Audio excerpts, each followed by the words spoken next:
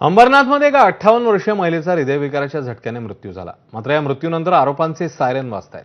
अंबरनाथच्या मीनाबाई सूर्यवंशी यांना रविवारी संध्याकाळी हृदयविकाराचा तीव्र धक्का बसला। त्यांना शासकीय उपजिल्हा रुग्णालयात दाखल करण्यात आलं होतं। मात्र उपचारासाठी पुढील रुग्णालयात हलवण्याआधीच त्यांची प्राणज्योत मालवली। यावरून आता स्थानिकांनी आरोप केले।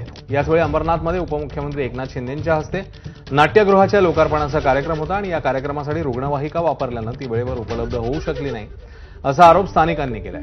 रुग्णालयाने मात्र हे आरोप फेटाळले आहेत। स्थानिकांच्या आरोपानंतर आता अतिरिक्त सिव्हिल सर्जन आणि आरएमओ या प्रकरणाची चौकशी करणार आहेत। या प्रकरणावरून आता संजय राऊत यांनी टीका केली तर त्याला नवनाथ बन आणि नरेश म्हस्के यांनी प्रत्युत्तर दिलंय।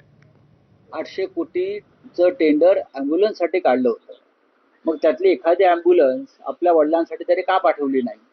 एकतर या 800 कोटीच्या ॲम्ब्युलन्स अद्याप रस्त्यावरती आलेल्या नाही, पैसे हजम झाले। 108 नंबर करेक्ट, आणि गरिबांना अशा प्रकारे ठार मारायचे, जिल्हा रुग्णालयातली यंत्रणा वापरायची। तुम्ही इतक्या 800 कोटीच्या ॲम्ब्युलन्स विकत घेतल्यात ना, मग त्यातली तुमच्या ताफ्यात ठेवा ना एखादी ॲम्ब्युलन्स। जो एकनाथ शिंदे लाखो रुग्णांचा तारणहार आहे, महाराष्ट्रात आपण पाहताय की जे त्यांच्या ताफ्यामध्ये असणारे गाड्या रस्त्यात जर एखादा ऍक्सिडेंट झाला असेल तर स्वतः उतरून रुग्णांची सेवा करणारा माणूस आहे। त्यांच्या संदर्भात अशा पद्धतीने खोटं बोलण्याची धारिष्ट जे संजय राऊत जे करतायत ते रुग्णच त्यांना उत्तर देतील। संजय राऊत यांना कायम वारंवार मेंटल झटके येत असतात, त्यांना मानसिक झटका वारंवार येत असतो।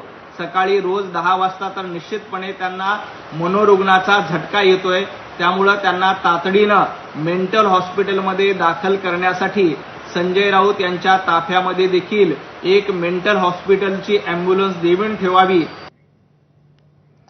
तर रुग्णालय प्रशासनाने आरोप फेटाळताना काय म्हटलं ते बघूया।